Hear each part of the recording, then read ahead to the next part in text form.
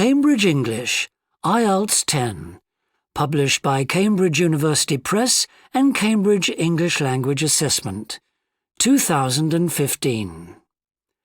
This recording is copyright. CD 2. Test 3. You will hear a number of different recordings and you will have to answer questions on what you hear. There will be time for you to read the instructions and questions, and you will have a chance to check your work. All the recordings will be played once only. The test is in 4 sections. At the end of the test, you will be given 10 minutes to transfer your answers to an answer sheet. Now turn to Section 1. Section 1. You will hear a conversation between the director of a childcare centre and a parent enrolling her child in the centre. First, you have some time to look at questions 1 to 6.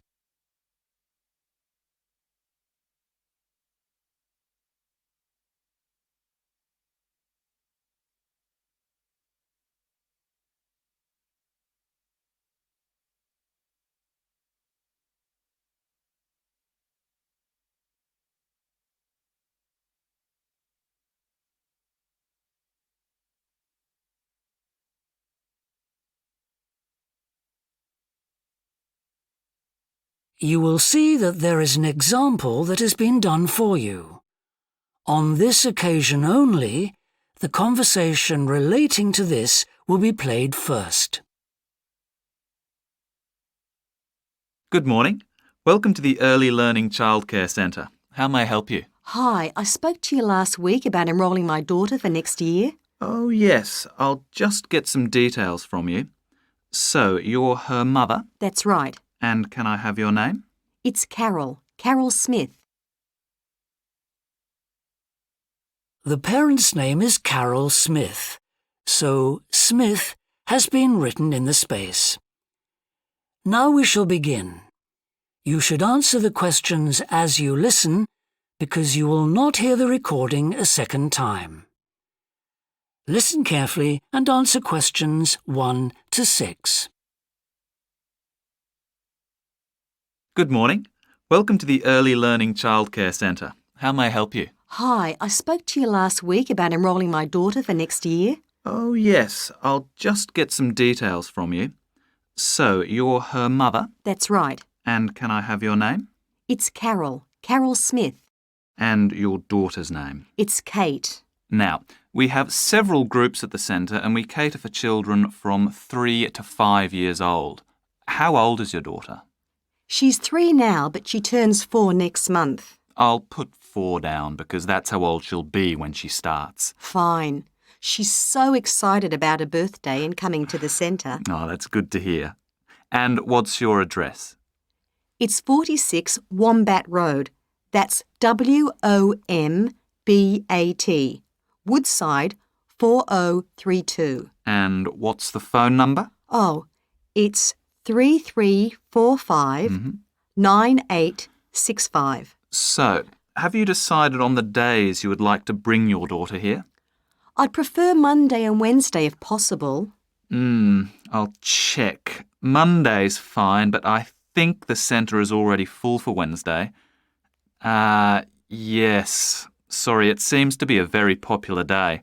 We can offer you a Thursday or a Friday as well. Oh dear. I suppose Thursday would be all right because she has swimming on Friday. OK, got that. Because a lot of parents work, we do offer flexible start and finish times. We're open from 7:30 in the morning until 6 o'clock at night. What time would you like your daughter to start? I need to get to work in the city by 9, so I'll drop her off at 8:30. You're pretty close to the city here, so that should give me plenty of time to get there. That's fine. Now, we also need to decide which group she'll be in. We have 2 different groups and they're divided up according to age. There's the green group, which is for 3 to 4-year-olds, and then there's the red group, which is for 4 to 5-year-olds. She's quite mature for her age and she can already write her name and read a little. Well, I'll put her in the red group and we can always change her to the green one if there are any problems. That sounds fine. OK, let's move on to meals. We can provide breakfast, lunch and dinner. As she's finishing pretty early, she won't need dinner. Will you give her breakfast before she comes? Yes, she'll only need lunch. Before you hear the rest of the conversation, you have some time to look at questions 7 to 10.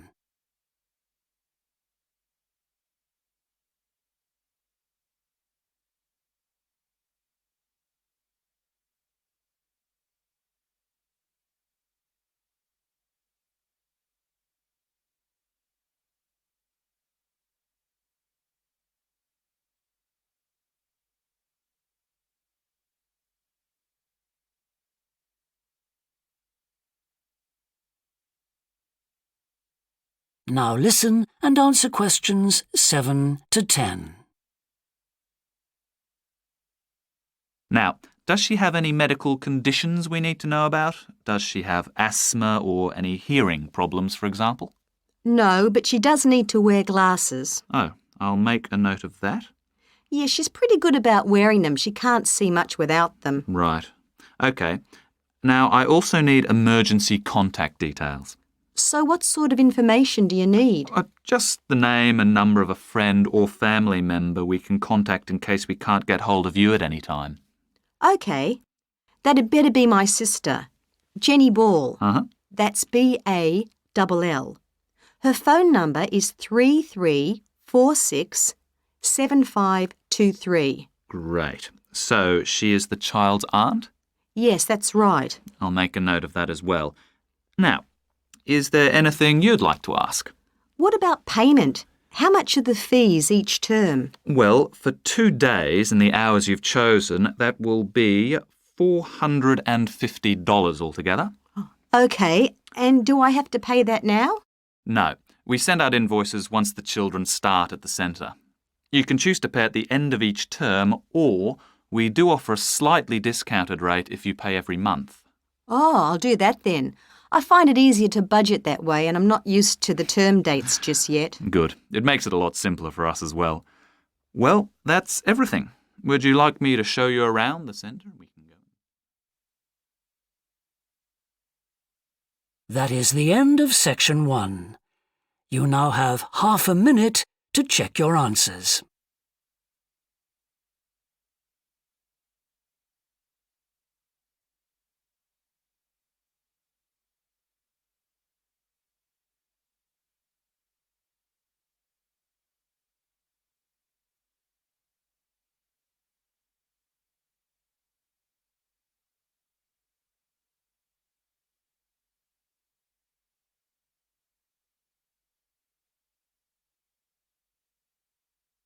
Now turn to section 2. Section 2.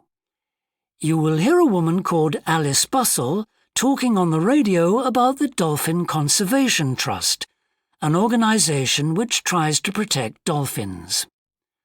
First, you have some time to look at questions 11 to 15.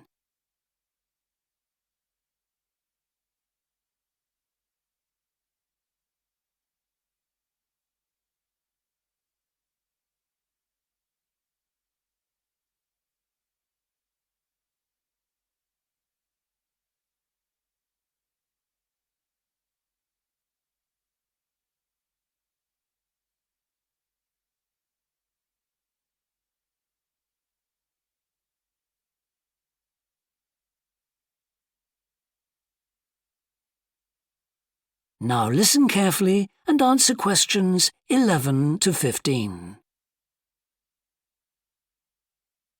Today we're pleased to have on the show Alice Bustle from the Dolphin Conservation Trust. Tell us about the trust, Alice. Well, obviously its purpose is to protect dolphins in seas all around the world. It tries to raise people's awareness of the problems these marine creatures are suffering because of pollution and other threats.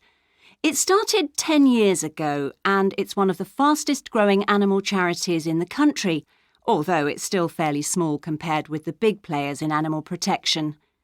We're particularly proud of the work we do in education.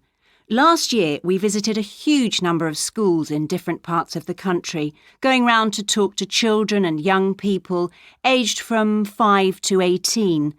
In fact, about 35% of our members are children. Oh. The charity uses its money to support campaigns, for example, for changes in fishing policy and so forth. It hopes soon to be able to employ its first full-time biologist with dolphin expertise to monitor populations. Of course, many people give their services on a voluntary basis, and we now have volunteers working in observation, office work and other things. I should also tell you about the award we won from the Charity Commission last year for our work in education. Although it's not meant an enormous amount of money for us, it has made our activities even more widely publicised and understood. In the long term, it may not bring in extra members, but we're hoping it'll have this effect. Is it possible to see dolphins in UK waters? Yes, in several locations. And we have a big project in the east part of Scotland. This has long been a haven for dolphins because it has very little shipping. However, that may be about to change soon because oil companies want to increase exploration there. We're campaigning against this because although there'll be little pollution from oil, exploration creates a lot of underwater noise. It means the dolphins can't rest and socialise. This is how I became interested in dolphin conservation in the first place. I had never seen one, and I hadn't been particularly interested in them at school. Then I came across this story about a family of dolphins who had to leave their home in the Moray Firth because of the oil companies, and about a child who campaigned to save them. I couldn't put the book down. I was hooked. Before you hear the rest of the talk, you have some time to look at questions 16 to 20.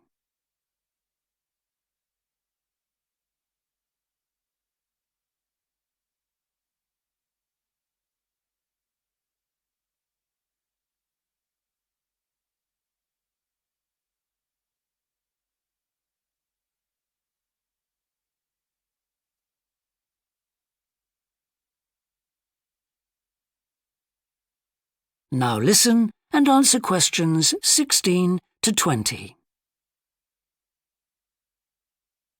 I'm sure our listeners will want to find out what they can do to help. You mentioned the Adopt a Dolphin scheme. Can you tell us about that? Of course. People can choose one of our dolphins to sponsor. They receive a picture of it and news updates. I'd like to tell you about 4 which are currently being adopted by our members: Moondancer, Echo, Kiwi and Samson. Unfortunately, Echo is being rather elusive this year and hasn't yet been sighted by our observers, but we remain optimistic that he'll be out there soon. All the others have been out in force. Samson and Moondancer are often photographed together, but it's Kiwi who's our real character, as she seems to love coming up close for the cameras, and we've captured her on film hundreds of times. They all have their own personalities. Moondancer is very elegant and curves out and into the water very smoothly, whereas Samson has a lot of energy. He's always leaping out of the water with great vigour. You'd probably expect him to be the youngest. He's not quite. That's Kiwi. But Samson's the latest of our dolphins to be chosen for the scheme. Kiwi makes a lot of noise, so we can often pick her out straight away.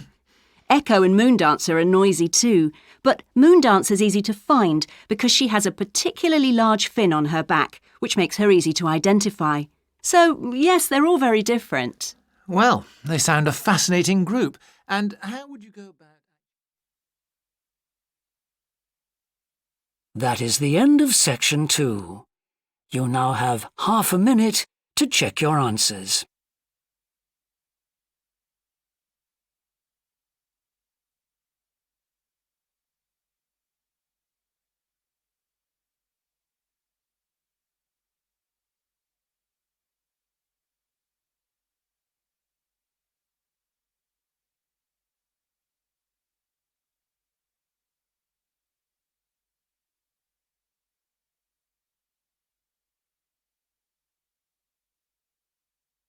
Now turn to section 3.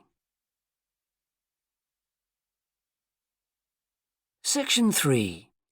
You will hear a student called Rob, who is in the first year of a theatre studies course, talking to another student called Mia, who's in the fourth year of the same course. First, you have some time to look at questions 21 to 25.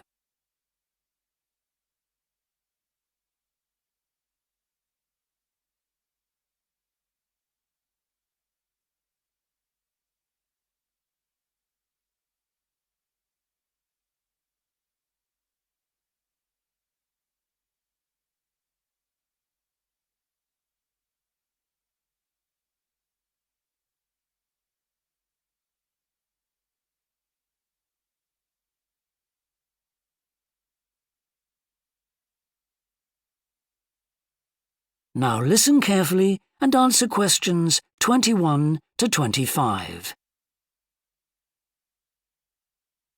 Hi, Rob. How's the course going? Oh, hi, Mia. Yeah, great. I can't believe the first term's nearly over. I saw your group's performance last night at the student theatre.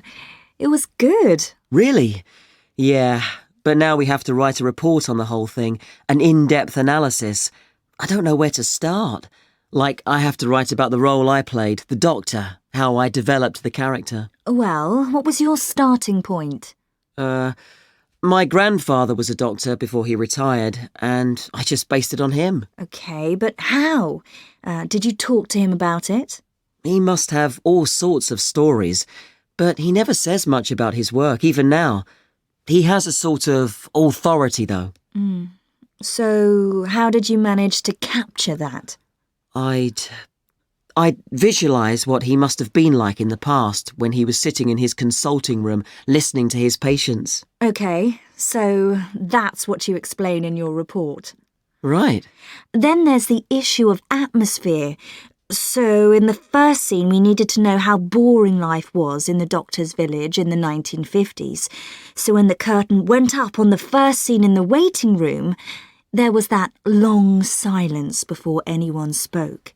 And then people kept saying the same thing over and over, like, cold, isn't it? Yes, and everyone wore grey and brown and just sat in a row. Yes, all those details of the production. And I have to analyse how I functioned in the group, what I found out about myself. I know I was so frustrated at times when we couldn't agree. Yes. So did one person emerge as the leader? Sophia did. That was okay. She helped us work out exactly what to do for the production, and that made me feel better, I suppose. When you understood what needed doing? Yes. And Sophia did some research too. That was useful in developing our approach. Like what? Well, she found these articles from the 1950s about how relationships between children and their parents, or between the public and people like bank managers or the police, were shifting. Interesting. And did you have any practical problems to overcome? Well, in the final rehearsal, everything was going fine until the last scene. That's where the doctor's first patient appears on stage on his own. The one in the wheelchair? Yes. And he had this really long speech with the stage all dark except for one spotlight. And then that stuck somehow, so it was shining on the wrong side of the stage. But anyway, we got that fixed, thank goodness. Yes, it was fine on the night. Before you hear the rest of the discussion, you have some time to look at questions 26 to 30.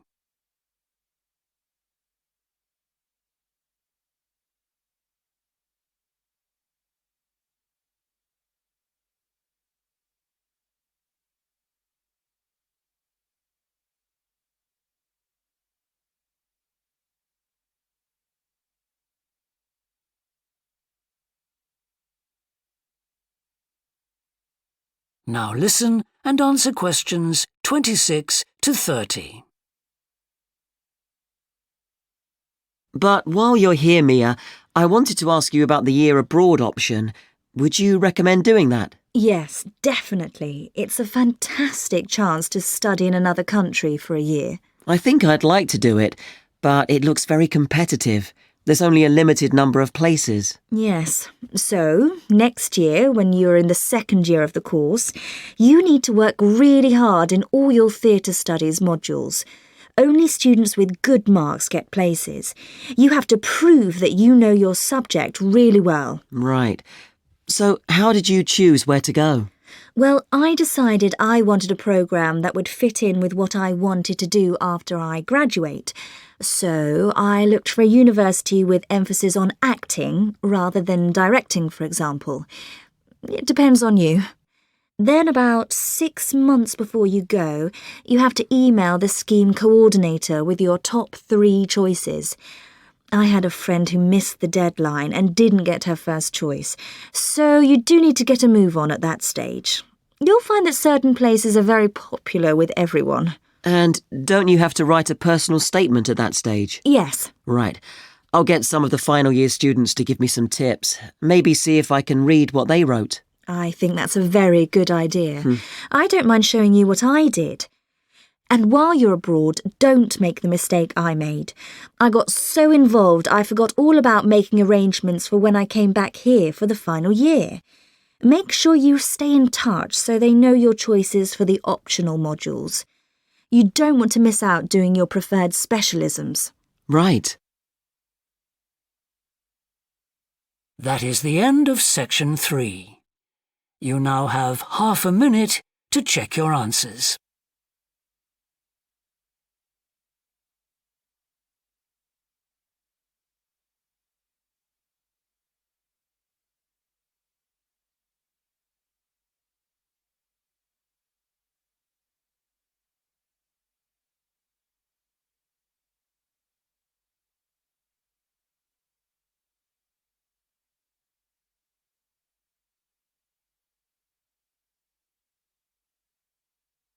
Now turn to section 4. Section 4. You will hear part of a lecture about leadership introducing a theory called self-regulatory focus theory. First, you have some time to look at questions 31 to 40.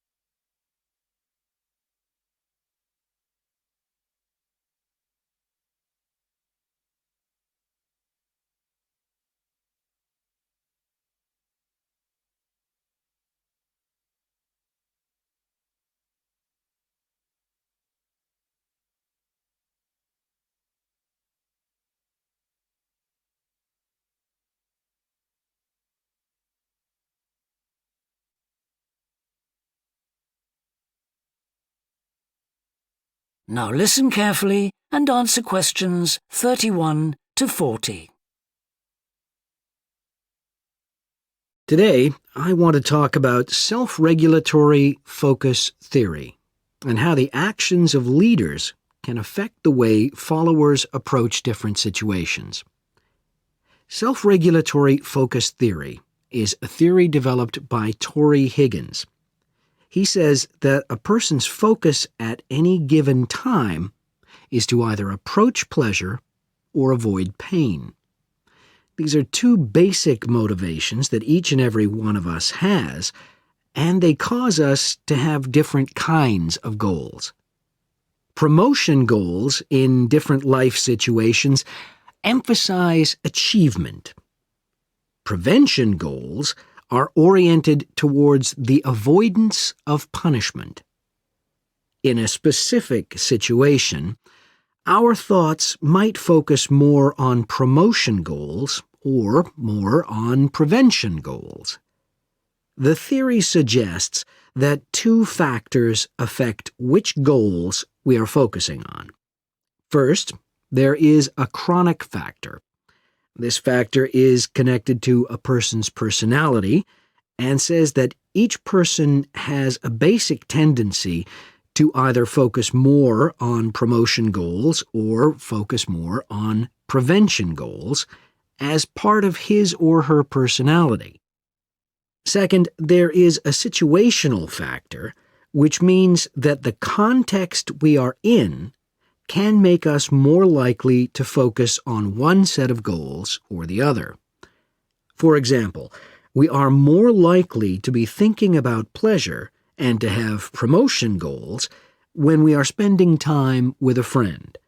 In contrast, if we are working on an important project for our boss, we are more likely to try to avoid making mistakes and therefore have more prevention goals in our mind. Research has shown that the goals we are focusing on at a given time affect the way we think. For example, when focusing on promotion goals, people consider their ideal self, their aspirations and gains. They don't think about what they can lose, so they think in a happier mode. They feel more inspired to change. When people are focusing on prevention goals, they think about their ought self. What are they supposed to be? What are people expecting from them? They consider their obligations to others. As a result, they experience more anxiety and try to avoid situations where they could lose.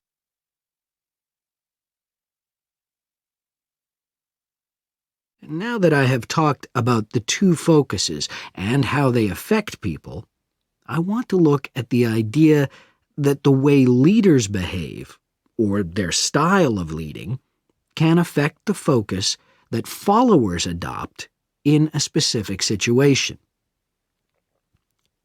In talking about leadership, we often mention transformational leaders and transactional leaders.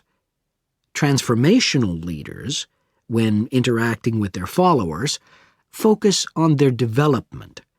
In their words and actions, transformational leaders highlight change.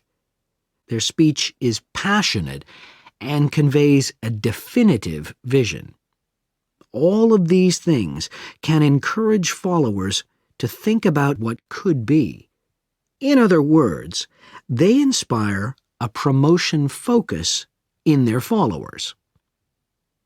In contrast, transactional leaders focus on developing clear structures that tell their followers exactly what is expected of them. While they do explain the rewards people will get for following orders, they emphasize more how a follower will be punished, or that a follower won't get rewarded if his or her behavior doesn't change. In short, they emphasize the consequences of making a mistake.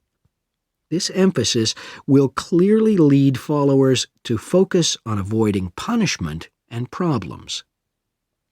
This is clearly a prevention focus.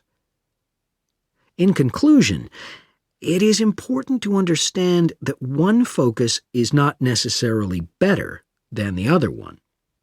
For a designer who works in a field where a lot of innovation is needed, a promotion focus is probably better.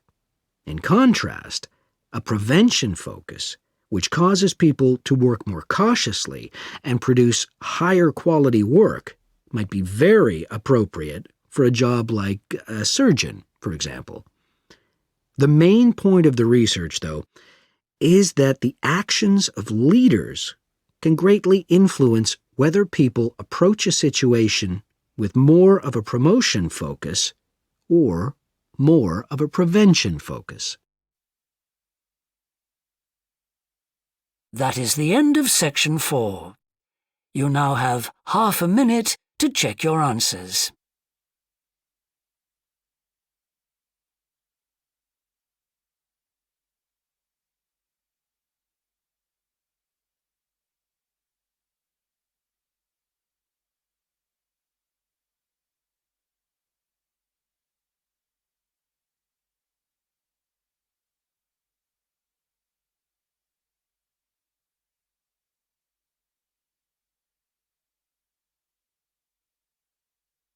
That is the end of the listening test. In the IELTS test, you would now have 10 minutes to transfer your answers to the answer sheet.